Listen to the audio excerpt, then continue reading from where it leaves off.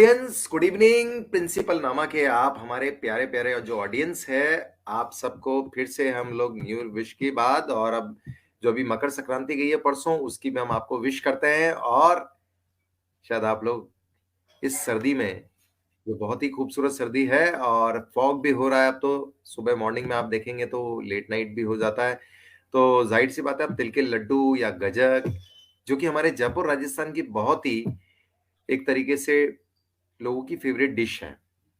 और इसी राजस्थान के पास में आप लोग जैसा कि एक जनरल नॉलेज की भी बात है, पूरे वर्ल्ड में एक चीज जाती है और जिसको कि लोग मार्बल कहते हैं, अपने मकानों में, अपने घरों में, अपने जो भी इनकी शॉप्स है या जो भी फर्म है उनमें वो इसका इस्तेमाल करते हैं।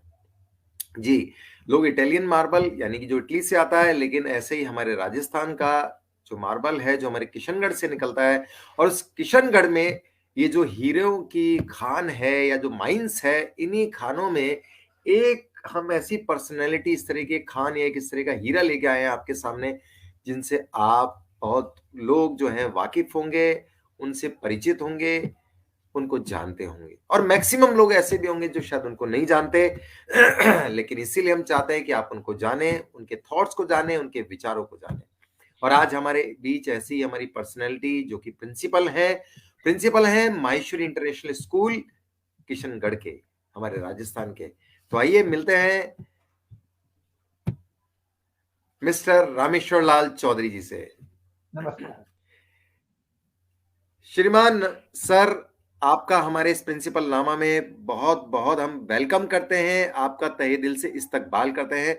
और रियली हमें बहुत अच्छा लग रहा है कि एक तरफ तो हमारे राजस्थान में हीरो की वो जो खान, जिसको कि लोग जिसके पीछे, जिसके मार्बल के पीछे पूरे दुनिया के लोग सोचते हैं कि भाई वहां का मार्बल ले लिया जाए, और एक शायद मुझे लगता है आप हैं, क्योंकि इतने अच्छी जगह पर सीबीएसई स्कूल होना, माहेश्वरी इंटरनेशनल स्कूल होना, ये जो एक बड़ी बात है, और वहां के आप प्रिंसिपल हैं, बहुत बड़ी बात है। मतलब इवन हमें भी नहीं पता था।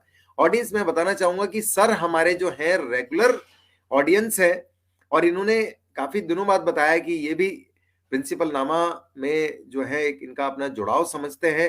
रेगुलर जितने भी एपिसोड गए हैं, आज इनका ये 11th एपिसोड है, इससे पहले 10 एपिसोड ये देख चुके हैं, देखते रहते हैं। इसके रेगुलर ऑडियंस से हमें पता भी नहीं था, फिर जब इनका कोऑर्डिनेशन हुआ हमें खुशी हुई, और हमने फौरन से फौरन आज आपके सामने इनको हम लोग लेके आए हैं। तो once again welcome sir to the principal नामा। जी सर। सर पहले तो हम ये जानना चाहेंगे कि इस समय जो कोरोना का मामला है या जो भी चीजें हैं, या ओमिक्रॉन जो चल रहा है, इस सब में आप कैसे हैं, आपकी सेहत कैसी है? हमारी सेहत एकदम दुरुस्त है और काफी तंदुरुस्त है, हम ये कह सकते हैं। मेरी तो रेगुलर रूटीन है सर, मैं मॉर्निंग वॉक करता हूँ रेगुलर, और जब मॉर्निंग वॉक नहीं होती उस दिन इवनिंग वॉक हो जाती है, तो सेहत मेरी अच्छी है। और मुझे तो याद भी नहीं आता मैं कभी बीमार पड़ा हूँ। जी मुझे जी। बिल्कुल याद भी नहीं है। क्यों? हम शेखावटी को बिलोंग करते हैं, हेल्दी लाइफस्टाइल रही है शुरू से ही। दूध दही का अच्छा खाना बचपन से मिला है, स्वास्थ्य बढ़िया है। मेरे पिताजी सर 90 के आसपास हैं, but he runs faster than me, he walks faster than me, and he act faster than me. आज भी वो 5-7 किलोमीटर चलना तो मजाक समझते हैं। अरे वाह, क्या बात है। तो कहते हैं सर वो होते हैं किस्मत वाले जिनके माता पिता होते हैं, तो आप तो सर सच में किस्मत वाले हैं, क्योंकि आपके फादर हैं इस अवस्था में भी। मदर भी है सर आपके? नहीं, मदर मेरी 3 साल पहले चली गई है सर। अच्छा अच्छा अच्छा, चलिए ये तो बहुत बड़ी बात है कि चलेगी, फादर आपके हैं, और आप बता रहे हैं कि अभी भी फाइव बहुत टू हेल्दी है seven sir. kilometers he runs, and it's very strange thing for us and especially for young people. Very nice sir. तो अब चलिए, ये तो एक जिसे कहना चाहिए प्रिंसिपल नामा तो एक माध्यम है, एक मीडियम है। सही बात तो ये है कि शायद हम ऐसे समय में जब हम अपने क्रिएटिविटी को या अपनी इनोवेटिव चीजों को या अपनी एजुकेशन के नॉलेज को जो है शायद हम एक्सप्लोर कर सकते हैं, सबके साथ में कनेक्टिविटी हो सकती है, तो इसीलिए ये प्रिंसिपल नामा की एक शुरुआत हुई है। सर यहाँ पे एक सबसे बड़ी बात आती है कि आप प्रिंसिपल हैं माहेश्वरी इंटरनेशनल स्कूल किशनगढ़ के। क्या ये माहेश्वरी स्कूल जो है, ये जो जयपुर माहेश्वरी समाज वालों का जो स्कूल है, क्या ये उससे कनेक्टेड है या ये अलग है? ये हम लोग भी जानना चाहेंगे, हमारी ऑडियंस भी जानना चाहेगी। एक्चुअली में हिंदुस्तान में महेश्वरी समाज सबसे एडवांस और जागरूक समाजों में से एक है। शैक्षिक रूप से हमेशा ही ये अग्रणी रहा है। तो महेश्वरी समाज के लोग हर शहर में अपना खुद का अपना ट्रस्ट बनाते हैं, अपने एसोसिएशन बनाते हैं, और वो एसोसिएशन एक कमेटी बनाती है जो कि स्कूल्स को और एजुकेशन को रन करती है। तो जैसे जयपुर का महेश्वरी समाज महेश्वरी पब्लिक स्कूल जयपुर चलाता है, उसी तरह से किशनगढ़ में महेश्वरी समाज किशनगढ़ चलाता जी सर, आपने है। और बहुत अच्छी तो बात बताई। जी जी, आप बोले। मैं मतलब महेश्वरी समाज कलकत्ता की बात करें, हैदराबाद की बात करें, इवन चेन्नई की बात करें, तो वहाँ के महेश्वरी पब्लिक स्कूल भी बहुत एडवांस और बढ़िया स्कूल्स में आते हैं। और जयपुर में तो आपको पता ही है, मतलब ये समझिए कि किसी भी समाज के सबसे बड़े ट्रस्ट में महेश्वरी समाज है। और आज भी एडमिशन्स के लिए जितनी जिद्दोजहद इस स्कूल के लिए होती है, महेश्वरी स्कूल के लिए, उतनी शायद ही किसी अन्य स्कूल के लिए होती हो। और मैं तो प्राउड फील करता हूँ, शुरू से महेश्वरी स्कूल से जुड़ा रहा हूँ। महेश्वरी पब्लिक स्कूल जयपुर में भी मैं अकाउंटेंसी का सब्जेक्ट टीचर रहा हूँ। मैंने ऑलमोस्ट 9 ईयर्स तक वहाँ पढ़ाया है। तो मैं हम समाज को सर अच्छी आपकी तरह समझ पा रहा हूँ।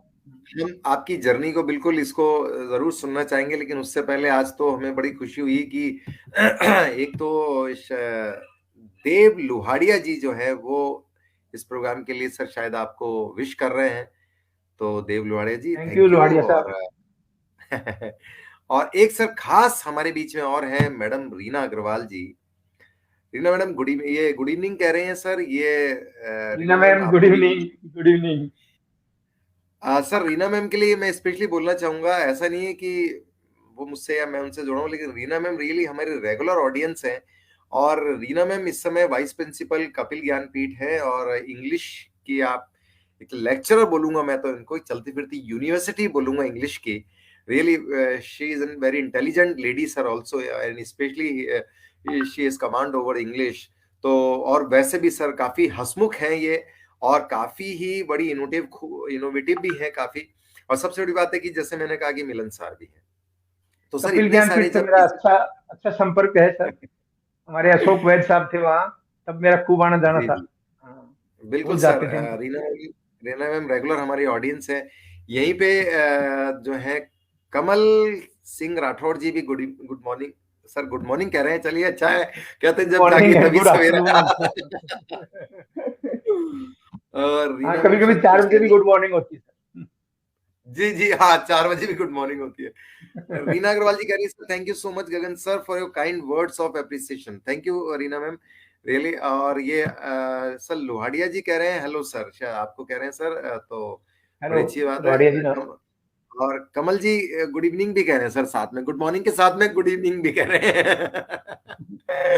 बड़ा अच्छा लगता है सर। देखिए ये ऑडियंस की वार्मथ है हमारे लिए, प्रिंसिपल नामा के लिए रियली।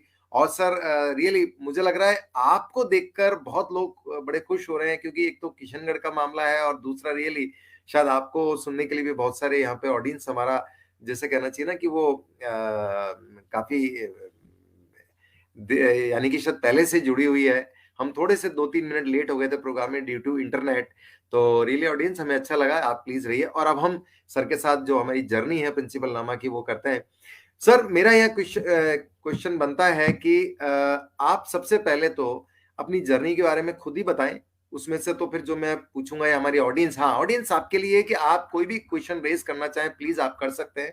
आपको लगता है टाइम हमारे पास वही है कि हमारे पास 40 मिनट्स हैं, जिसमें कुछ हमारे 7-8 मिनट अभी चले गए हैं। एनीवे पर हम कोशिश करेंगे कि आप लोगों के सवाल का सर आंसर दे सके। बिल्कुल सर, सर तो बिल्कुल। पहले तो आप अपनी जर्नी बताएं कि आपका जो नेटिव प्लेस है, आपका जो बर्थ है, कहाँ पे हुआ, और फिर उसके बाद आपकी एजुकेशन कैसे हुई। सर आप इसको कंटिन्यू करेंगे तो बेटर रहेगा। जी बिल्कुल सर। बिल्कुल सर।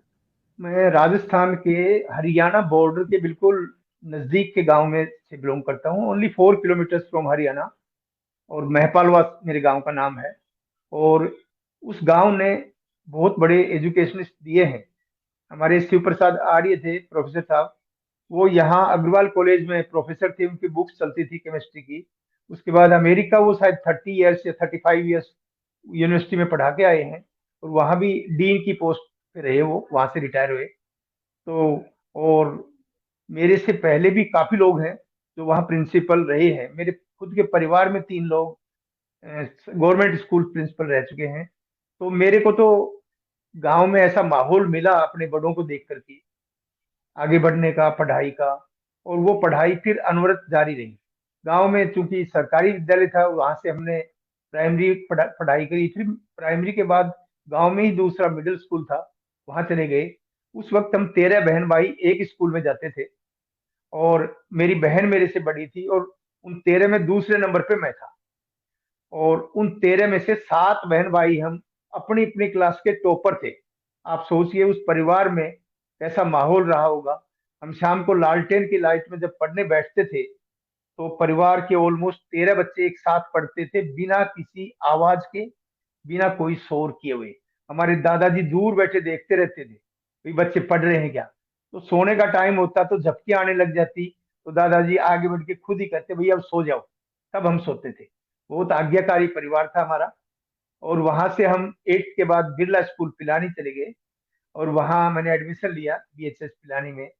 और आज भी मैं वहाँ ओल्ड बॉयज एसोसिएशन से जुड़ा हूँ और लगातार संपर्क में रहता हूँ। और मुझे ये बताते बहुत खुशी है कि पिलानी बिरला पब्लिक स्कूल में मेरे बेटे ने as a economics teacher and house master job किया 3 साल। हालांकि वो अभी जयश्री पेड़ीवाल स्कूल में है, जयपुर। और जहाँ तक पढ़ाई की बात है, BHS के बाद 10+2 का पहला बैच था हमारा। तो हमने BHS से +2 किया। उसके बाद बड़ा एक प्रश्न चिन्ह हो गया कि एडमिशन के लिए हमें फर्स्ट ईयर में कोई भी कॉलेज राजस्थान में अवेलेबल नहीं थी। तो या तो हम दिल्ली जाते। अब चूंकि एक ग्रामीण परिवेश से थे, तो घर वाले थोड़ा हेजिटेट करते थे कि बच्चे को दिल्ली नहीं भेजेंगे, पिलानी ही पढ़ाएंगे। तो इसलिए राजस्थान यूनिवर्सिटी के कॉलेज में, महेंद्र कुमार साबू कॉलेज ऑफ कॉमर्स पिलानी में मैंने एडमिशन लिया 2nd ईयर में। ये समझिए आप, हमारी कॉलेज की जर्नी ओनली 2 ईयर की हुई। और मेरी डिग्री भी 2 ईयर डिग्री हो गई। और बीकॉम के बाद वहीं से हमने शॉर्ट हैंड का डिप्लोमा किया। CCST बोलते हैं उसको, राजस्थान यूनिवर्सिटी का। और उसमें मेरी क्लास में 2nd पोजीशन थी। और शॉर्ट हैंड की स्पीड मेरी आज भी बहुत अच्छी है।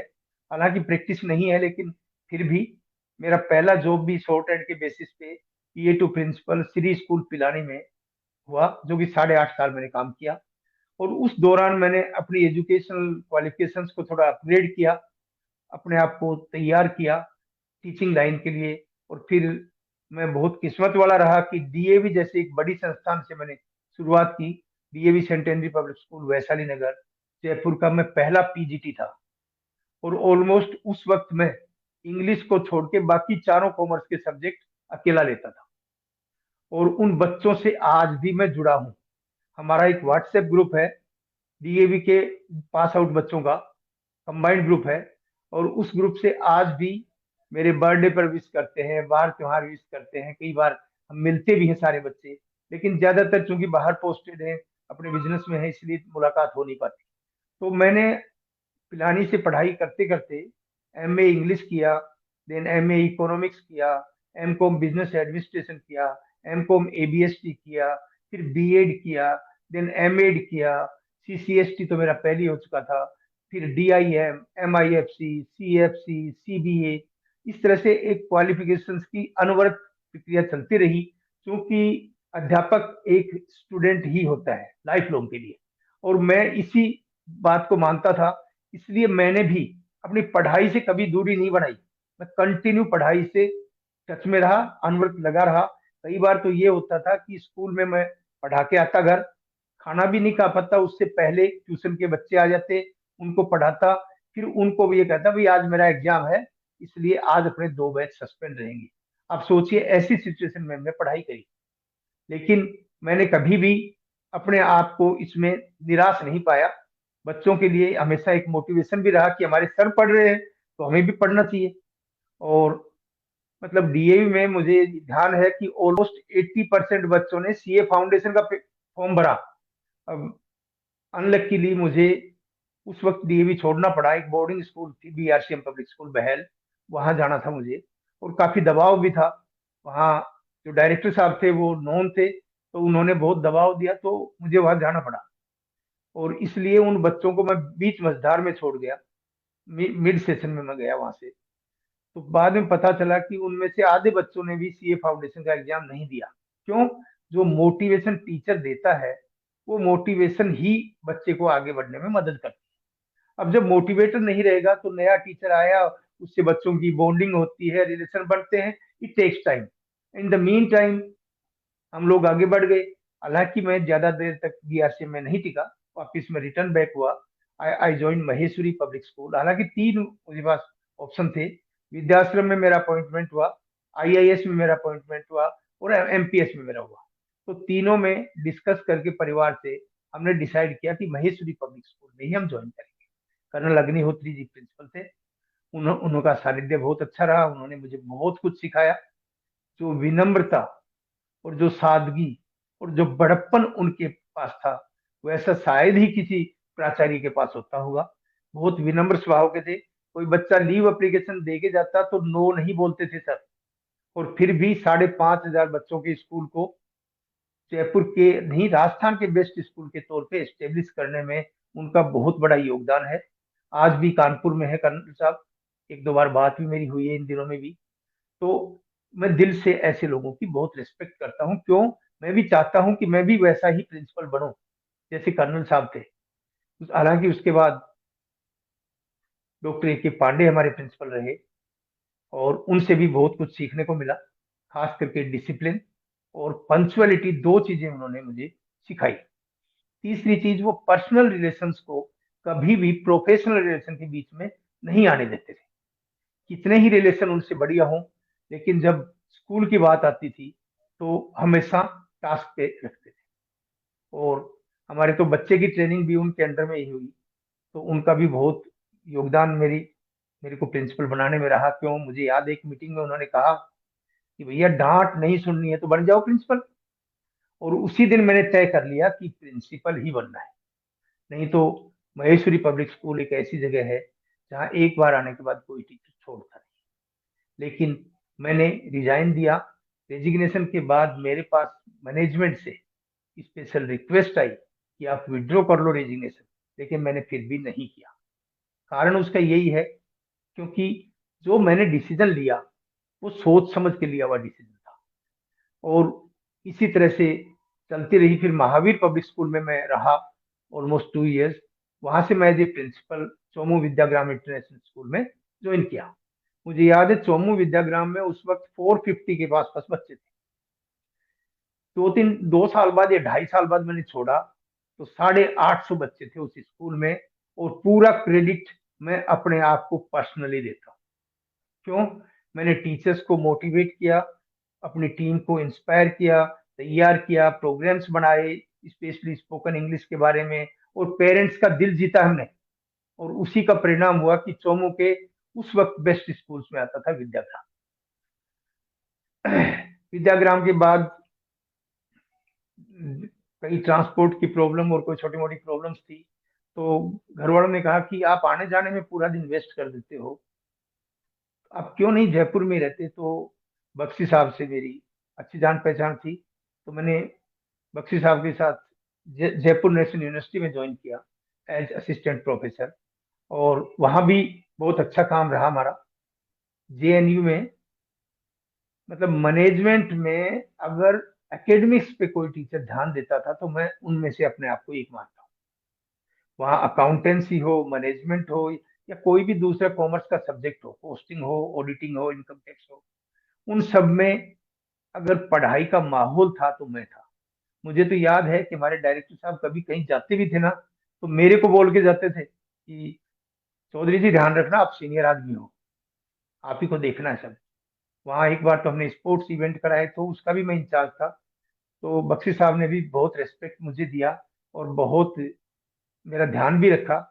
हालांकि वहां से फिर छोड़ के हम झालावाड़ चले गए।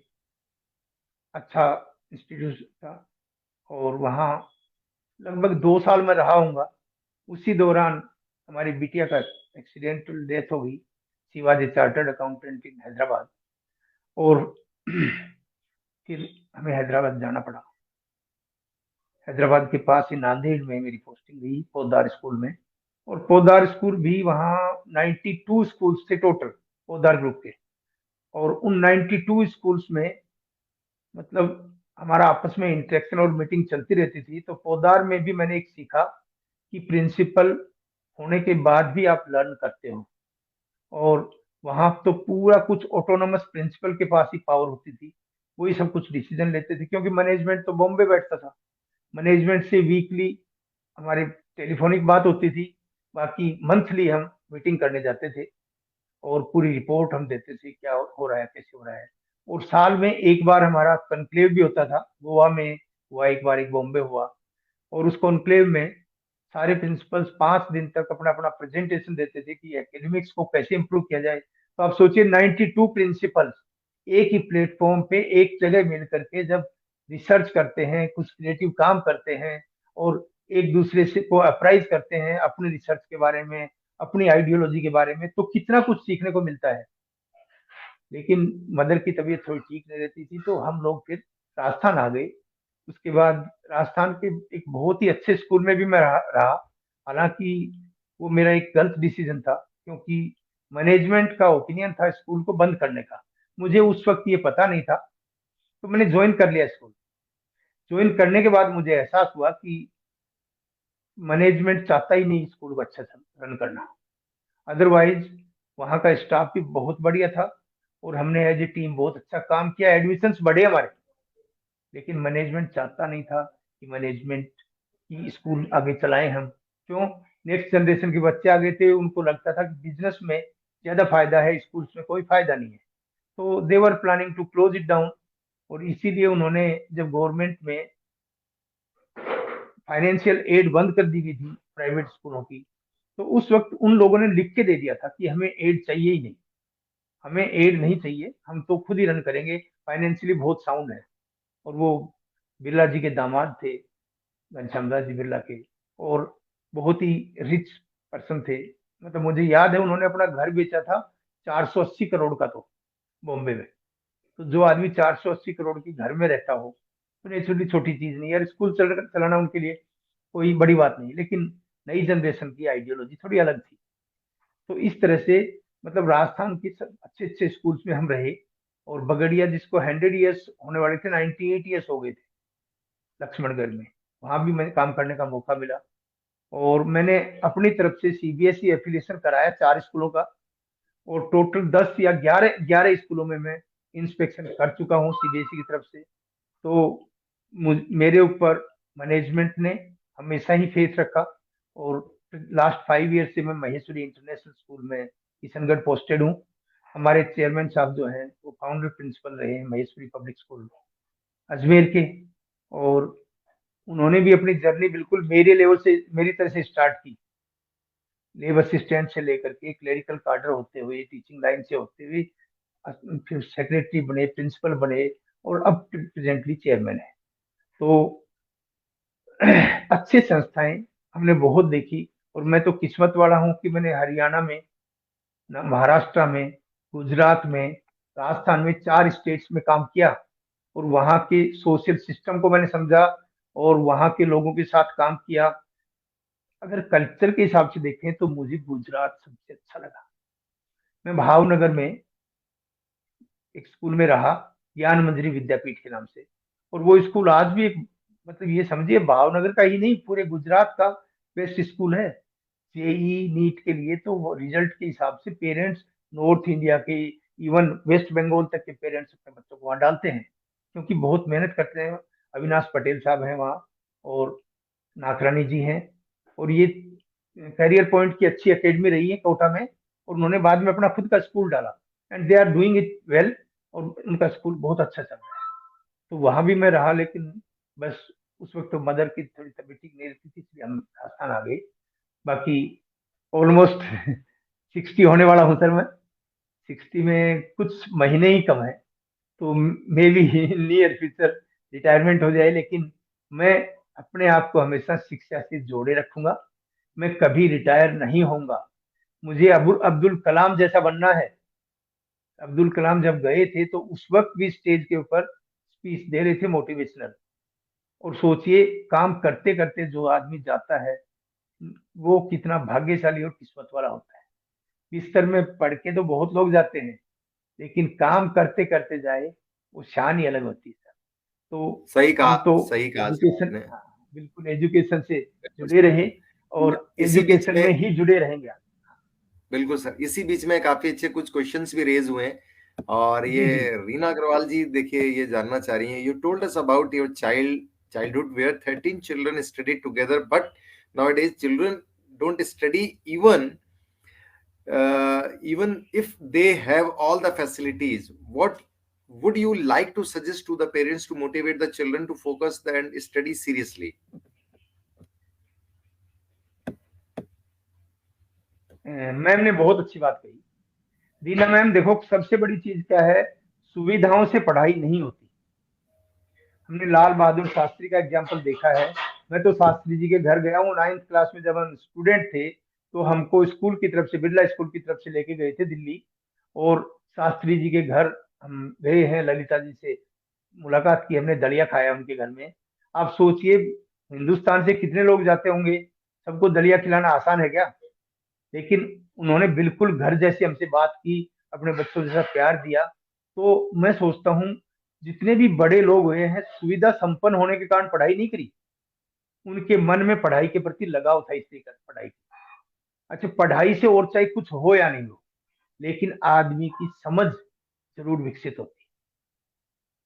जो एजुकेटेड समाज होता है वो हमेशा मॉडरेट नेचर का होता है, ऑर्थोडॉक्स नहीं होता, समय के साथ अपने आप को बदलाव भी करता है और दूसरों की बात को समझने की कोशिश भी करता है। तो एक अच्छा देश अगर आप चाहते हो कि हो कोई, तो सबसे पहली जरूरत उसके नागरिकों को शिक्षा देने की है। तो आज जो स्टूडेंट्स पढ़ाई में ध्यान नहीं दे रहे हैं, उनके लिए पेरेंट्स से मुझे एक ही बात कहनी है कि आप उनके लिए पैसा मत कमाइए, लेकिन उनको थोड़ा समय दीजिए। अपने बच्चे के साथ आप 5 मिनट भी एक दिन अगर बैठेंगे ना, तो आपको एहसास होगा कितना अच्छा लगेगा आपको, आपके दिल को सुकून मिलेगा। और वो बच्चा, आप बच्चे की नजरों में आपका रिस्पेक्ट 4 गुना बढ़ जाएगा। लेकिन हम क्या करते हैं, रात दिन भागा दौड़ी कर रहे हैं, बस लगे हुए हैं पैसा कमाने में। नहीं, पूत सपूत तो क्यों धन संचय, और पूत कपूत तो क्यों धन संचय। अगर हम बच्चों को सपूत बना देंगे तो धन संचय की जरूरत ही नहीं है, वो खुद ही कमा लेंगे। और अगर कपूत हो गए तो कितना ही कमा दो, कम ही पड़ेगा। तो as a parent please give some time to your ward. उनके साथ बैठिए, काउंसलिंग कीजिए, उनके मन की बात को समझने की कोशिश कीजिए। आज के बच्चे बुरे नहीं है, बच्चे बहुत अच्छे हैं। और अगर मन में ठान लेते हैं ना, तो जो पुराने बच्चे चोटी में गांठ लगा के पढ़ाई करते थे, वो भी नहीं कर पाते थे, उससे ज्यादा पढ़ाई भी कर सकते हैं। हमने सुना था कभी 100 मार्क्स लाने वाले इतने बच्चे होते थे। आज हर सब्जेक्ट में ऑलमोस्ट 100 आउट ऑफ 100 स्कोरिंग है। इतना आसान नहीं है मैडम। ऑब्जेक्टिव क्वेश्चन हो चाहे सब्जेक्टिव क्वेश्चन हो, किसी बच्चे को हम out of out full marks देते हैं, तो इसका मतलब उस बच्चे ने हमें बहुत ज्यादा प्रभावित किया होगा, हमसे भी बड़ी आंसर लिखा होगा, तभी हम देते हैं। कोई भी टीचर अपने आप को भी 100 में से 100 नंबर नहीं दे सकता। सर और भी क्वेश्चंस आ रहे हैं, तो एक बार रीना जी जी जी ने आपके लिए जी, तारीफ हाँ, भी की, मैं वाओ कम हाईली टाइम दूंगा, इम्प्रेस्ड। ठीक है सर, मैं समझ रहा रीना हूँ। जी कह रही है wow highly impressed with your educational journey. उसके बाद इन्होंने एक चीज और पूछा है, what made you choose MPS institute of IAS और विद्याश्रम? हाँ, उसमें एक्चुअल में मेरी कोई पुरानी इच्छा थी मैम, वो तो और कोई कारण नहीं था। बाकी आईआईएस और विद्याश्रम भी बहुत अच्छे इंस्टीट्यूशंस थे।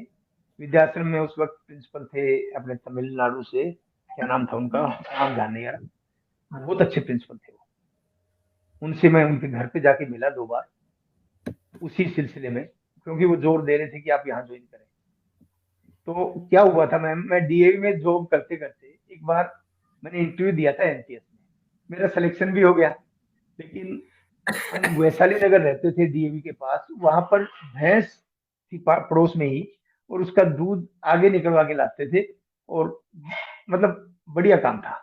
तो हमारी वाइफ को चिंता हो गई कि जवाहर नगर में तो भैंस ही नहीं है, फिर यहाँ दूध कहाँ से आएगा। तो उस वक्त मैं ज्वाइन नहीं कर पाया। तो वापिस जब मौका मिला तो इसलिए मैंने प्रायोरिटी दी, बाकी और कोई बात नहीं। वो तीनों ही संस्थाएं बहुत शानदार थी। Yes sir.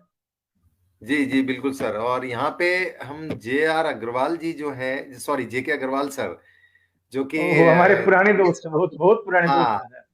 आपको विश कर महावीर रहे से हम हैं। लोग साथ और थे। बिल्कुल सर, जे के अग्रवाल सर ऑलरेडी इस प्रिंसिपल जेके, नामा थैंक यू के वेरी मच भाई, थैंक यू सो मच जेके। जे के सर हमारे साथ भी प्रिंसिपल नामा में आ चुके हैं। आप ओहो ऑडियंस, आर्यन बधाई हो। पब्लिक स्कूल अजमेर के प्रिंसिपल हैं आप। और अच्छा लगा कि जे के अग्रवाल सर आए, और इन्होंने ये भी कहा है कि महावीर स्कूल में भी थे आप। तो बिल्कुल सर, जे के अग्रवाल सर थोड़ा सा शायद आप ज्वाइन करने में लेट हो गए। सर ने बताया अपनी जर्नी के बारे में कि जो है वो वहां पे भी मतलब थे। और यहाँ जेके अग्रवाल सर कह रहे हैं आपके हेल्पिंग नेचर को हम भूल नहीं सकते, बिल्कुल। तो इसके अलावा सर ये कृष्णा यादव जी जो हैं वो आपको विश कर रहे हैं, ओहो, कृष्णा यादव ये जी। फिजिक्स के बहुत अच्छी फैकल्टी है सर, और महावीर में हम जी साथ थे, और मेरे तो मतलब ये दिल के यहाँ लगे हुए दोस्त हैं सर। जी जी मतलब जी मिल से नहीं पाते हम, लेकिन फिर भी मन महीने में एक आध बार हमारी फोन पे जरूर बात होती है। Yadav sir, thank you so much, आप हमारे जी। भाई हो भाई। और जी यहीं सर। पे मनमोहन तिवारी जी कह रहे हैं BRCM का अनुभव साझा कीजिए। जिस ये क्या चीज है, आप जरूर जी सर प्लीज बताइए जी। हाँ, मैंने सर बताया ना आपको, बोर्डिंग स्कूल में बीआरसीएम में हम गए तो तिवारी साहब हमारे साथ थे वहाँ, और इनका लक्ष्मणगढ़ आना हुआ, उसी वक्त मैंने लक्ष्मणगढ़ बगड़िया स्कूल छोड़ा, तो वहां ज्यादा टाइम साथ रह नहीं पाए। बाकी बीआरसीएम उस वक्त, ये समझो कि नॉर्थ इंडिया की सबसे बढ़िया स्कूल्स में था सर। 980 बोर्डिंग स्टूडेंट थे वहाँ, और जिसमें 13 स्टेट्स और 3 कंट्रीज के बच्चे पढ़ते थे। और मिस्टर जीएस शेखावत, जो कि शेखावाटी के बहुत बड़े एजुकेशनिस्ट हुए हैं, बाद में उन्होंने नेमावत स्कूल को भी एस्टेब्लिश किया। तो और Birla Birla public school junior section में वो हेडमास्टर थे। और मतलब इतने सौम्य स्वभाव की और शेखावाटी से जुड़े हुए आदमी थे कि ये समझो कि हिंदुस्तान के हर शहर में उनके दोस्त थे सर।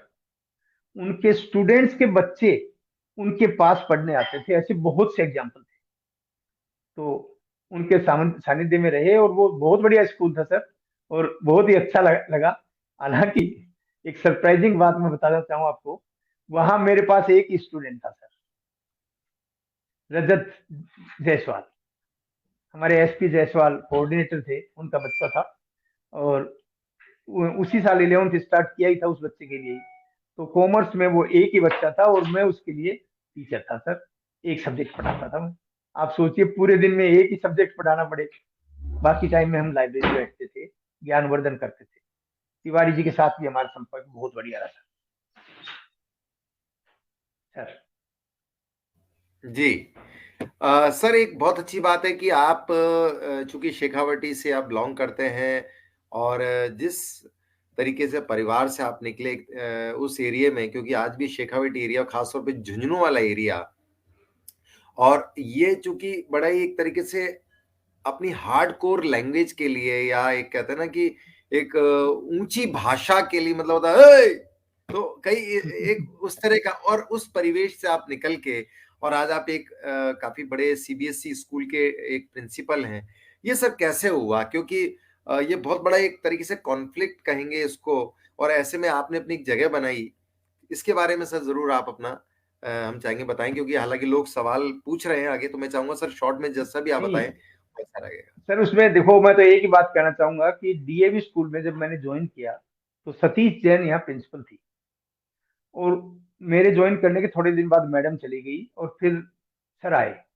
तो वो मैडम बाद में जब भी लेटर लिखती थी मुझे, तो शर्मा जी के नाम से संबोधित करती थी, क्योंकि हमारा संपर्क ज्यादा टाइम रहा नहीं। मैंने ज्वाइन किया और मैडम छोड़ के चली गई, तो वो शर्मा जी कहती थी मुझे। अब आप अंदाज लगा लीजिए सर कि ऐसी माटी से आगे, और मेरे को अगर पंडित जी या शर्मा जी जैसी उपाधि मिले, तो इसका मतलब मैं सच में जेंटलमैन रहा हूंगा ना सर। बाकी तो बोली तो हमारी थोड़ी है, वो है, वो डायलेक्ट तो आप चेंज नहीं कर सकते। ऑलमोस्ट 30 ईयर्स मुझे जयपुर में हो गए, बट स्टिल हम बोलते हैं तो उतना ही लाउड है। कई बार तो स्कूल में पावर चली गई, माइक पे बोल रहे हैं, तो कोई दिक्कत नहीं है, पावर चली गई तो हमारी वॉल्यूम और ज्यादा ऊंची हो जाएगी, और जरूरत नहीं रहेगी माइक, इतना लाउड में बोल सकता हूँ। खेत में जी रहे हैं, जी जानवरों को बहुत जोर जोर से आवाजें देते थे, तो बचपन से ही जोर से बोलने की आदत है। और फिर हमारे एरिया में सर दबंगई तो है ही, इसमें कोई दो राय नहीं है। शेखावाटी का आदमी दबंग होता है, जहां भी जाता है अब उसकी दबंगई उसके साथ रहती है, लेकिन वो सच्चा होता है, मेहनती होता है, इसलिए चल जाती है सर। बाकी हर किसी की दबंगई चलती भी नहीं है। हाँ, क्योंकि सर ये बड़ी एक अच्छी बात है जो मुझे लगता है कि उस एरिया से और खास तौर पे आप लोग की कम्युनिटी से निकल के एक इंसान का प्रिंसिपल बनना, क्योंकि ये मैं जानता हूँ कि सर मेरे भी बहुत सारे अलग अलग कम्युनिटी के स्टूडेंट्स हैं, लेकिन वो एक नए परिवेश में नए माहौल से पढ़ रहे हैं। आप लेकिन जिस जमाने की बात कर रहे हैं और वहां आपके एरिया के लोग ज्यादातर या तो वो किसी बिजनेस में या प्रॉपर्टी लाइन में या बिल्डर इस लाइन में, और आपने उनमें से एक जगह बनाना, ऑडियंस में बताना चाह रहा हूँ कितनी बड़ी बात है कि ये चौधरी सर को उपाधियां मिली कि शर्मा जी या जो भी एक तरीके से, यानी कि बात शर्मा जी या पंडित जी की नहीं है, बात है कि आपके एजुकेशन में, क्योंकि एजुकेशन को लोग जनरली इसी तरह से किसी एक नाम से जोड़ते हैं। और ये बड़ी बात है कि आप उसके बाद आपने अपना इंग्लिश इंप्रूवमेंट किया, या आप कहें कि सर आपने, क्योंकि आप सर बिरला स्कूल से यानी कि आप सीबीएसई स्कूल से रहे, तो सर जाहिर सी बात है कि आपका हाँ, बेस इंग्लिश मीडियम में है। बिल्कुल इंग्लिश मेरी शानदार सोच है। मैं एक बात बता दूं जी। सर आपको, इंग्लिश में एक एग्जाम होता है IELTS, English as an international language. तो उस एग्जाम में मेरा 7.5 बैंड रहा सर, 7.5 बैंड। मुझे लगता नहीं कि 7.5 बैंड लाना किसी आदमी के लिए जो इंग्लिश का टीचर नहीं है पॉसिबल हो। क्यों? उसमें स्पोकन, कॉम्प्रिहेंशन, रिटन, ये सारी एस्पेक्ट देखते हैं, और लिसनिंग। तो 4 स्किल होती है, इंग्लिश की चारों टेस्ट की जाती हैं। और उसके बेसिस पे एवरेज जब स्कोरिंग होती है उसमें वेरी गुड मुझे मिला था सर, इंटरनेशनल लैंग्वेज। तो इंग्लिश मेरी शुरू से ही अच्छी रही सर। उसका कारण ये रहा कि 6 क्लास में आकर के हमने ABCD सीखी सर। तो इसका मतलब बचपन में नहीं सीखी, समझदार हो गए तो इंग्लिश सीखी। और उसके बाद एक माहौल रहा बिरला स्कूल का।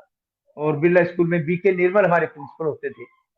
वो मेरे मामा जी के टाइम प्रिंसिपल रहे, मेरे चाचा जी के टाइम प्रिंसिपल रहे, मेरे से 2 छोटे भाई वहां पढ़े, उनके भी प्रिंसिपल रहे। तो मतलब निर्मल जी भी जब गए थे ना सर, तो उस वक्त वो एजुकेशन से जुड़े हुए थे। और शादी के एक फंक्शन में वो भात लेके गए थे अपने बिटिया के, और वहां बैठे हुए थे जाजिम पे, दर्शकों की जनता के बीच में। और वहीं बैठे बैठे लुढ़क गए, और वहीं उनकी डेथ हो गई सर। तो ये समझो कि वो एजुकेशन में काम करते करते गए। लेडीज साइकिल पे आते थे वो, और उनकी सैलरी कितनी थी, 10-15 टीचर्स के बराबर अकेले प्रिंसिपल को पेमेंट होता था बिरला स्कूल में। लेकिन फिर भी लेडीज साइकिल पे आते थे, इतने सिंपल हमारे प्रिंसिपल थे। तो मैं अगर प्रिंसिपल बना तो मैं इन लोगों को देख करके आगे बढ़ा था। हमारे टीचर्स AP गिरधर, मुझे शॉर्ट हैंड सिखाया था उन्होंने, पिलानी बिरला सब कॉलेज में। और मतलब वैसे डिसेंट टीचर्स देख सोच नहीं सकते सर। किसी दिन लेट हो जाती तो ये बोलते, बेटा क्या लाएगा घर, तो ऐसा कर, मैडम खाना बना देंगी और तू खा के यहीं सो जा। ऐसा टीचर होता है सर कोई। हमें अपने घर परिवार सर की तरह मानते थे। और फिर ये KC शर्मा हमारे टीचर थे। हाँ जी सर। मनमोहन तिवारी जी कह रहे हैं मोहन सिंह को एक वाइस प्रिंसिपल के रूप में आप किस प्रकार देखते हैं? मुझे लगता है सर ये कुछ शायद आपके व्यक्तिगत सवालों में से है। हाँ, आप मोहन सिंह शेखावत जी जो हैं, ये भी एक बहुत बढ़िया प्रिंसिपल रहे हैं सर। मोहन सिंह जी भी एक बहुत बढ़िया प्रिंसिपल रहे हैं। सीकर के जो सबसे अच्छे स्कूल्स में आती है विद्या भारती स्कूल, उसमें प्रिंसिपल रहे 7 साल तक, 5.5 साल तक। और उसके बाद यहाँ अपने जयपुर में भी रहे अच्छे स्कूल में। और इस वक्त तो वो बच्चों के साथ अमेरिका है। और मैं तो जी जानता हूँ कि उनका डिसिप्लिन बहुत शानदार था।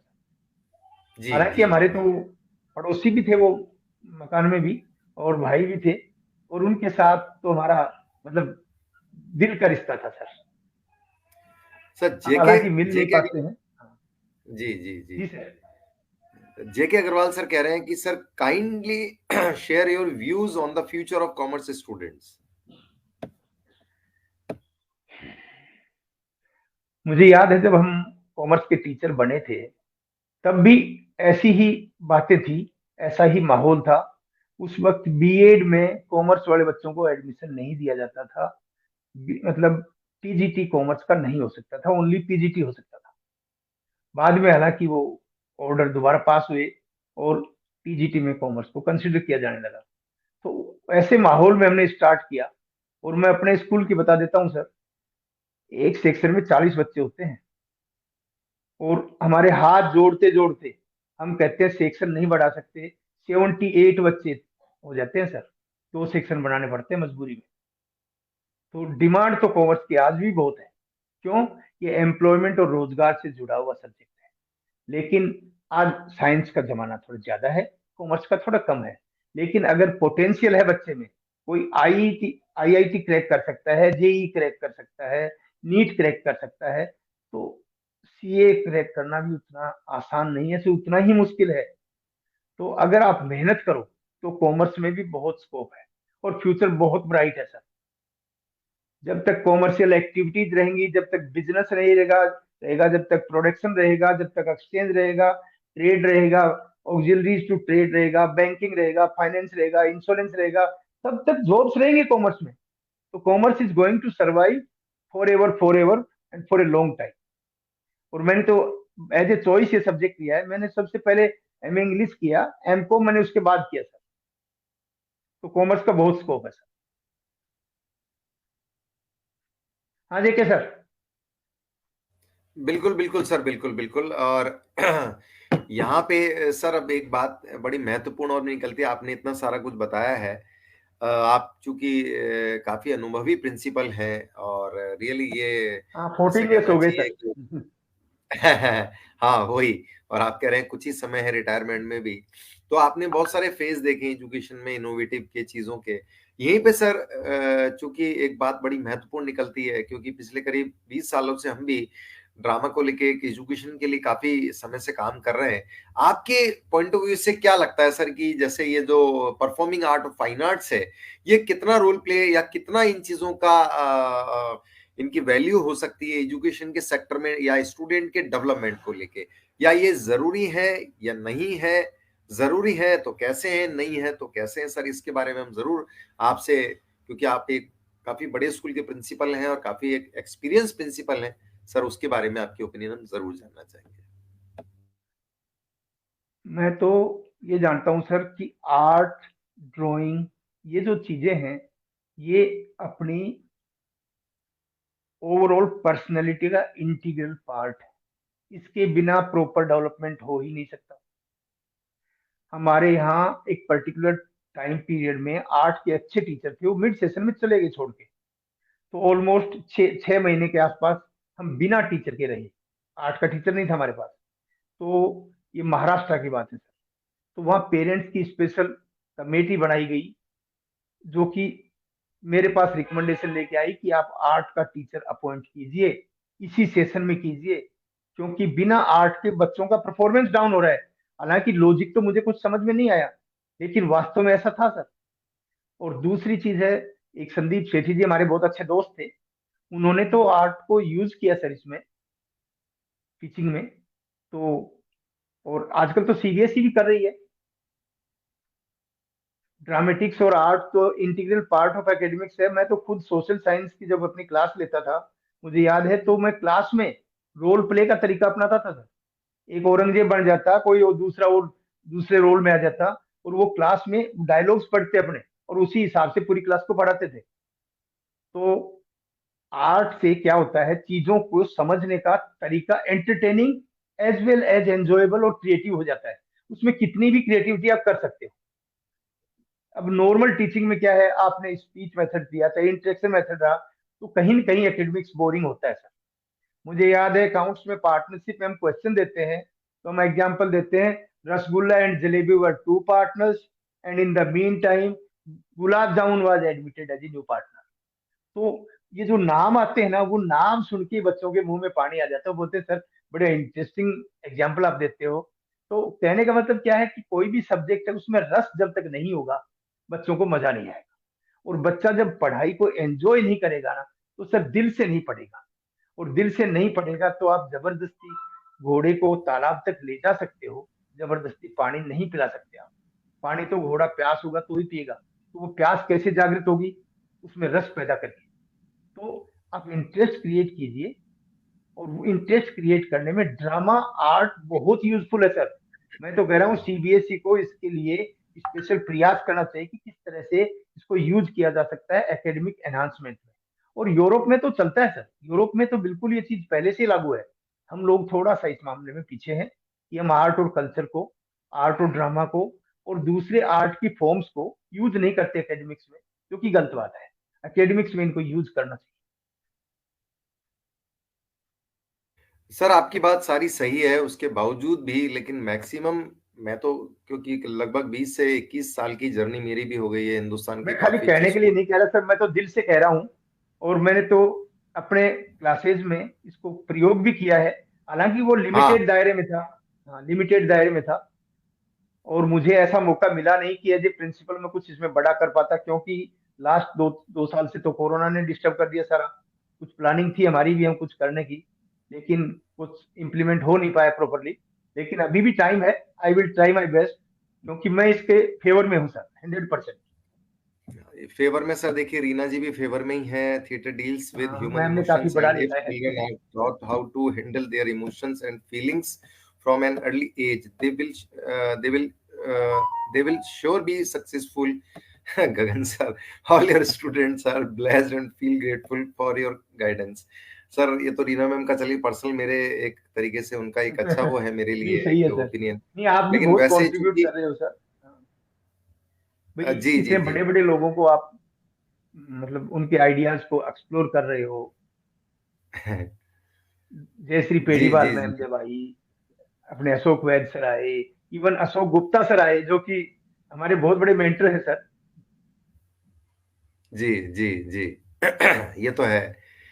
तो तो आपका ये तो योगदान अच्छी। डायरेक्टली इनडायरेक्टली बहुत है सर। तो रीना मैम सही कह हाँ रही हैं, सही एडमायर कर रही हाँ, ये रीना मैम कह रही हैं अभी। रीना मैम ने एक बात इससे पहले और अच्छी की, जब आपने बोला था कि डांटने वाली बात पे कि डांट नहीं खानी तो प्रिंसिपल बन जाए, उस पे रीना मैम ने लिखा है कि रीना मैम कह रही है कि मुझे भी डांट नहीं खानी और मैं भी जल्दी प्रिंसिपल बनूंगी। हैं। ओह वेलकम मैम, तो वेलकम। तो मुझे लगता है और कि शायद मैं, बहुत कम प्रिंसिपल हैं जो ये समझते हैं कि परफॉर्मिंग आर्ट और फाइन आर्ट्स कैसे रन किया जाए या किया जाए नहीं किया जाए, और बहुत नहीं, कम मैं तो टीचर्स समझता हैं। हूँ सर। हाँ। जी जी। आपसे इस बातचीत में सर एक चीज और आ रही थी कि आप कह रहे थे कि जब पीरियड डिवाइड कर दिए जाते हैं लेकिन वो प्रॉपर पीरियड मिल नहीं पाते परफॉर्मिंग आर्ट फाइन आर्ट्स को। सर ये कैसे हो, क्योंकि बातें तो बहुत सारी होती रहती हैं और पिछले करीब एक्चुअल में नेशनल एजुकेशन फ्रेम में भी बहुत सारी चीजें उठी। इवन मैं एनसीईआरटी के पैनल में भी हूँ, लेकिन उसके बावजूद भी अभी तक सही डेवलपमेंट जैसे नहीं हुआ। और आप प्रिंसिपल लोग सारी चीजों को प्रमोट करते हैं, बात भी कहते हैं, लेकिन सही मायने में अभी भी वो शेप नहीं आ पाई है। इवन आप देखें सर, कोरोना में तो इस चीज को बड़ा डिस्ट्रॉय ही कर दिया गया। इसके बावजूद सर आप कैसे लेते हैं इस चीज को? जी बिल्कुल, कोरोना में तो मैं मानता हूँ सर आपको, एज ए सब्जेक्ट वो क्लास ही खत्म हो गई सर। मुझे याद है, हमारे ड्राइंग की मैडम है, दिव्या मैडम। एक दिन उनकी आंखों में आंसू आ गई जब हमने कहा कि कल से एकेडमिक सब्जेक्ट ही चलेंगे, और ड्राइंग जो है ऑनलाइन क्लास में हम नहीं चलाएंगे। क्यों? अभी सेकंड टर्म में सिलेबस में टाइम कम है, और हमें सिलेबस भी पूरा करना है। तो कहीं न कहीं प्रिंसिपल्स के भी हाथ थोड़े बंधे होते हैं, उनको भी रिजल्ट देना होता है, उनको भी एकेडमिक सब्जेक्ट जिनके बोर्ड रिजल्ट ज्यादा इंपॉर्टेंट होते हैं उन पर ज्यादा वेटेज देना पड़ता है। अदरवाइज तो सीबीएसई ने तो फिजिकल एजुकेशन को भी कंपलसरी किया, ये कहा कि हर क्लास में डेली एक पीरियड फिजिकल का कम से कम आना ही चाहिए। लेकिन कितने स्कूल हैं उसको टाइम टेबल में लागू कर पा रहे हैं? क्यों? प्रिंसिपल्स को कहीं मैनेजमेंट को सेटिस्फाई करना पड़ता है कि भाई एकेडमिक्स के लिए मैं ज्यादा कंसर्न हूँ, बजाय इसके कि मुझे ड्राइंग में या आर्ट में, इन चीजों में इंटरेस्ट है। महावीर स्कूल में रहते हुए भी हमने बहुत स्ट्रीट ड्रामा किए हैं सर। और कॉमर्स के बच्चों को तो मैं लेके जाता था इंटरेक्ट क्लब में। तो हमारे कल्चरल वीक होता था, उसका नाम था इंटरेक्शन 2001, इंटरेक्शन 2002। कंटिन्यू 5 साल मैं मॉडरेटर रहा महेश्वरी पब्लिक स्कूल में इंटरेक्ट क्लब का। और वहां पर मैंने इम्प्लीमेंट भी किया सर। तो कल्चरल एक्टिविटीज या जो भी ये दूसरी एक्टिविटीज हैं, वो हमारे एकेडमिक्स को सपोर्ट भी करती हैं, उसको एंजॉयबल बनाती हैं, एंटरटेनिंग बनाती हैं, उसमें रस भरती हैं, और उसमें मन लगता है। नहीं तो वो तो रूखे सब्जेक्ट हैं।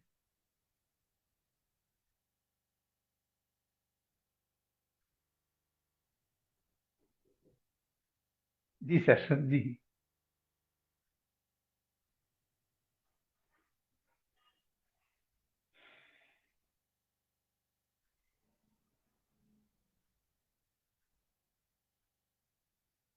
हाँ गगन सर।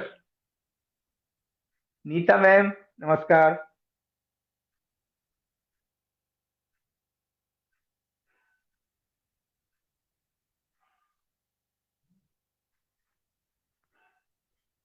रीना मैम, एक दिन मिलते हैं हम आपसे।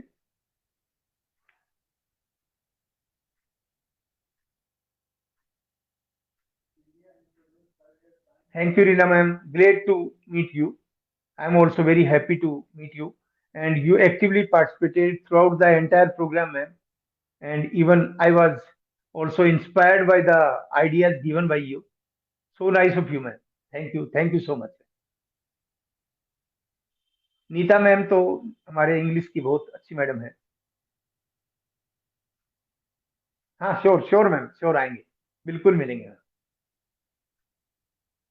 यहाँ पे हमारा चलने का समय भी हो गया है, और हम ये जी जी। जरूर एक चीज करना चाहेंगे कि लाइफ का कोई ऐसा मोमेंट, चाहे वो आपकी फैमिली से जुड़ा हो, चाहे आपकी लाइफ से, आपके फ्रेंड सर्किल से जुड़ा हो, आपकी एरिया से जुड़ा हो, या मान लीजिए कि जब आपकी इवन आपकी मैरिज हुई हो, उससे रिलेटेड कोई घटना घटी हो, कोई भी एक ऐसा मोमेंट जो कि जिसके बारे में कोई नहीं जानता सिवाय आपके, आप या आपकी फैमिली के कुछ लोग। हम इस प्लेटफॉर्म से जरूर, क्योंकि हर बार हम जो भी डायरेक्टर अब तक, या जो भी प्रिंसिपल, या जो भी एजुकेशनिस्ट आया है, हमने उनकी पर्सनल चीज को जरूर टच किया है।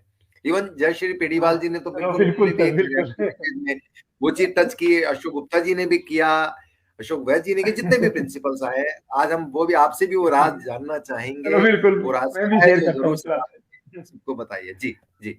मतलब मुझे याद है कि मैं पिलानी सिटी स्कूल में उस वक्त जॉब करता था सर। जब हमारी शादी हुई, तो शादी के बाद वाइफ जो है अर्णावता इंदिरा गांधी बालिका विद्या निकेतन में पढ़ रही थी, हॉस्टल में वहीं रहती थी। तो हमारी मदर ने ये कहा कि घी दे के आना है, वहां पहुंचा के आना है। तो कहा तो ये था कि गेट पे घी दे के आ जाना, पहुंच जाएगा उसके पास। तो मैं मुझे लगा यार मिल के तो जाना चाहिए, आखिर अपनी पत्नी है? गोना नहीं हुआ तो क्या हुआ, पत्नी तो है अपनी। तो हमारे क्या होता है सर, मुकलावा जब तक नहीं होता तब तक लड़की जो है ससुराल नहीं आती, और लड़का भी नहीं जाता ससुराल, मिलना जुलना नहीं होता। अब ये पुराने जमाने के विचारों की बात है सर। अब तो हमारी शादी को भी ऑलमोस्ट 40 ईयर्स होने वाले हैं, 38 हो चुके हैं। तो हमने वहां तिकड़म बिठाई सर, वहां के एक क्लर्क को सेट किया, उससे बात की, भाई तेरे को 50 रुपए देंगे, और ऐसे ऐसे हमारी एक कजिन है उनसे मिला दो। तो उन्होंने बोले कजिन ही है ना, हमको हाँ कजिन है सर, कोई दिक्कत नहीं है, वो घी लेके आयो। तो मेरा नाम उसमें लिस्ट में मिलने वालों में नहीं है, लेकिन आप मिला दोगे तो ठीक रहेगा। तो हम मिले। अब मिलने के बाद क्या हुआ, दोस्त की मोटरसाइकिल पे आए थे। जब चलने लगे तो स्टार्ट नहीं हुई मोटरसाइकिल। तो पीछे से पूरे अड्डावता हॉस्टल की लड़कियां बहुत खिलखिला के हंसी सर, इतनी जोर से हंसी कि हम तो शर्म से जमीन में गड़ ही गए। अब घर वालों को वो बात 3 साल बाद पता चली। तो हमारे पिताजी ने कहा, अबे क्या करने गया था वहां? मैंने कहा माँ ने भेजा था वहां, मैं कोई मिलने मिलने नहीं गया था, मैं तो घी देने के लिए गया था। तो सर ये तो होता है सर। कोई बहुत अच्छा सर, बहुत अच्छा। और कृष्णा यादव जी भी यहाँ पे आपकी इस वक्त को, वक्त जरूर आगे बढ़ता गया, किंतु चौधरी जी आज भी वैसे के वैसे हैं। वही सरल स्वभाव, वही कड़क आवाज, वही सोच। आप कभी रिटायर नहीं हो सकते, आप हमेशा यूं ही एजुकेशन के चमकते सितारे बिल्कुल रहे। बिल्कुल। ये आपको सदैव आपके इसी स्वभाव से जानती रहेगी। कृष्णा जी बहुत बहुत बढ़िया। जी सर। और चलिए, अब हमारा वक्त हो चला है सर। चलते चलते अगर आप कुछ गुनगुनाना चाहें चौधरी सर, आप कुछ और आपने चूंकि जो अभी मैडम से रिलेटेड बात बताई, रियली बहुत ही इंटरेस्टिंग, बहुत ही मजा आ गया सुनने में। और रियली एक जिससे कहना चाहिए अपनी सी, अपनी जमी की याद दिलाती हुई, अपनी अपनी मिट्टी की खुशबू याद दिलाती हुई, आपके अपने अपने जिसे कहना चाहिए रीजनल जो टच के साथ जो आपने बताई है, वो it's very very amazing sir, really. तो ऑडियंस की भी लगभग सब चीजें वैसे देखिए, हम हो सकता है काफी सर सारी क्या ऑडियंस है आप कि लोगों के सवालों के। जी जी। जी चौधरी सर प्लीज। गुनगुनाने की जहां तक बात है ना सर, हमारी आवाज थोड़ी, आप समझ ही रहे हैं, ठेठ हरियाणवी और अक्कड़ वाली आवाज है थोड़ी। तो ज्यादा मधुर शब्द तो नहीं है, लेकिन फिर भी मैं 2 शब्द बोलूंगा। चलते चलते मेरे ये गीत याद रखना, कभी अलविदा ना कहना, कभी अलविदा ना कहना। Thank you sir, thank you so much. बिल्कुल सर, अलविदा नहीं कहेंगे क्योंकि ये है प्लेटफॉर्म प्रिंसिपल नामा बाय बिल्कुल, हम क्यूरियो। और मिलते रहेंगे। क्यूरियो जो है, ये क्यूरियो जो है परफॉर्मिंग और फाइन आर्ट्स फील्ड में बहुत लंबे समय से, एक तरीके से पूरे हिंदुस्तान में और एक तरह से इंटरनेशनली भी काफी काम कर रहा है। और जितने भी लोग आप जुड़े रहे, सभी लोग सर इस प्रोग्राम को अप्रिशिएट कर रहे हैं। और ये नीता जी भी चली इनका ले लेते हैं। नीता जी कह रहे हाँ, हैं, हाँ नीता सर मैम इज हमारे रियली वेरी हम्बल। इंग्लिश की एचओडी है सर, इंग्लिश की वाओ। एचओडी है हमारी। हाँ, और वो बहुत ही पुरानी टीचर्स है सर, ऑलमोस्ट काफी लंबा टाइम हो गया उनको। जी मतलब इतना जी लंबा टाइम मैं किसी स्कूल में नहीं रहा सर, जितना लंबा जी टाइम जी। से नीता मैम हमारे पास है। हाँ नीता मैम, बोलिए। हाँ, नीता मैम का हो गया सर, नीता मैम ने बोल दिया। तो चलिए सर, चौधरी सर बहुत अच्छा लगा।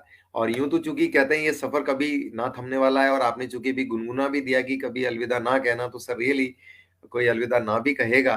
और ये प्रोग्राम यूं ही चलता रहेगा, हम आप यूं ही चलते रहेंगे, लोग आते रहेंगे, चलते रहेंगे। आनंद फिल्म का वो डायलॉग है जब राजेश खन्ना जी कहते हैं, मैं कल यहाँ पे कोई और था, आज मैं हूँ, कल कोई और होगा। बिल्कुल चलता वही रहेगा, वही। एक जर्नी चलती रहेगी, लोग चलते रहेंगे, आते रहेंगे, और यूं एक तरीके से एक्सप्लोर करना चलता रहेगा। तो चलिए sir, thank you. Chaudhary sir, आप चलते चलते और कुछ अपना कहना चाहें, फिर हम विदा लेते हैं।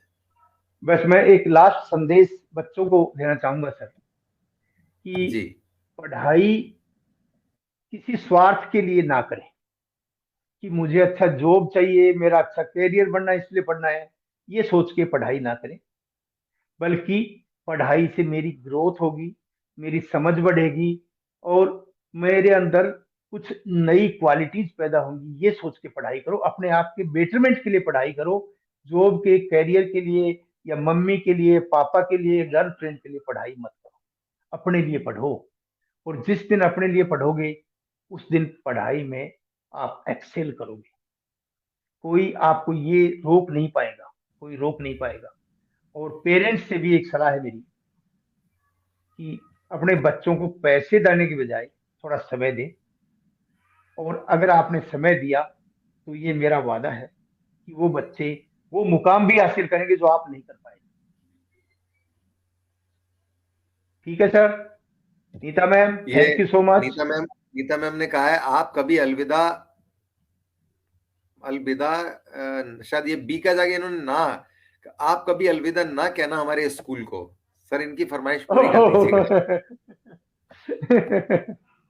थैंक यू जी मैम, जी। Thank you. तो ऑडियंस हमारे बीच में सर आए, आप सब लोगों ने रियली अप्रिशिएट किया, आपने क्वेश्चंस पूछे, देखिए ये ऐसा नहीं है कि जिसका इंटरव्यू हो रहा है या जिससे बातचीत हो रही है वही, इवन हम सभी जुड़े हुए हैं इस नेटवर्क के साथ में। देखिए सर, रीना मैम ने भी कुछ ना कुछ कह दिया है, अब क्या करें। Gagan sir, Gagan great show, thank you Chaudhary sir, will soon meet sir. Thank you Reena ma'am. जी सर, आप कुछ कहना चाहिए रीना हाँ मैम की रीना इस मैम, बात पे? बिल्कुल मिलेंगे मैम। तो चलिए ऑडियंस, फिर हम नेक्स्ट में हम जरूर इसी तरह से आपके लिए कुछ चीजें लेके आते रहेंगे। चौधरी सर का थैंक यू बोलेंगे, और अगले इस सर, एपिसोड में एक फिर लास्ट से एक आपके एक लिए वर्ड कुछ। बोल सकता हूँ सर? जी जी एक जी वर्ड जी बोल सकता हूँ? जी जरूर। जी जरूर जरूर हमारे सर, जरूर सर, हमारे जरूर सर। प्रिंसिपल थे डीएवी स्कूल में, एमएल गोयल साहब। और हाँ हाँ। उन्होंने मुझे अपने बच्चे की तरह से हेल्प की सर, आगे बढ़ने में। मतलब जयपुर में अगर मैंने ग्रोथ करी ना, तो उसमें उनका सपोर्ट 90% रहा सर। तो गोयल साहब ने भी मुझे बहुत प्रमोट किया है सर, बहुत सपोर्ट किया है। और मैं तहे दिल से उनका शुक्रिया अदा करता हूँ। और बाकी जितने लोग आज प्रोग्राम में शामिल हुए, आए, उन सबका भी धन्यवाद। और गगन साहब, आपका बहुत बहुत धन्यवाद। आपने बिल्कुल मुझसे जब बातें की, तो मुझे ऐसा लगा ही नहीं कि मैं स्टूडियो में बैठा हूँ। मुझे लगा मैं अपने घर में कंफर्ट में ड्राइंग रूम में बैठ के बात कर वो तो बात भी सही है सर। रहा हूँ। लेकिन वो तो लेकिन बात फिर भी भी सही सर, है। ऑफिशियली तो स्टूडियो में। जी जी जी। चलिए, thank you sir, so nice. और सब ऑडियंस का ये ताना बाना बड़ा अच्छा लगा। ऑडियंस आप इस तरह से जुड़ते रहिए, इस कारवा को आगे बढ़ाते रहिए, और जो भी अगर आप में से यहाँ और भी लोग जुड़ना चाहें तो कभी प्लीज मुझे पर्सनल इनबॉक्स कर दीजिए, जैसे चौधरी सर ने भी किया था। रियली हम आप तक पहुंचेंगे। Thank you. तो ऑडियंस अब हम विदा लेते हैं, क्योंकि आज टाइम रियली आपका सबका जो अफेक्शन देखकर हमें अच्छा लगा, टाइम का भी नहीं पता पड़ा। लेकिन जल्दी हम जो नेक्स्ट एपिसोड में जब आएंगे तो इसी तरह से किसी हम एक अलग पर्सनैलिटी को आपके सामने लेके आएंगे, और जो कि आपके लिए इतने ही एंटरटेनिंग भी होंगे और इतने ही आपके साथ में जो है शेयरिंग, नॉलेज शेयरिंग के साथ में भी आपके साथ इक्वल होंगे। ओके, तो चलिए मिलते हैं। प्रिंसिपल नामा के इस कारवां के साथ बने रहिए। Thank you.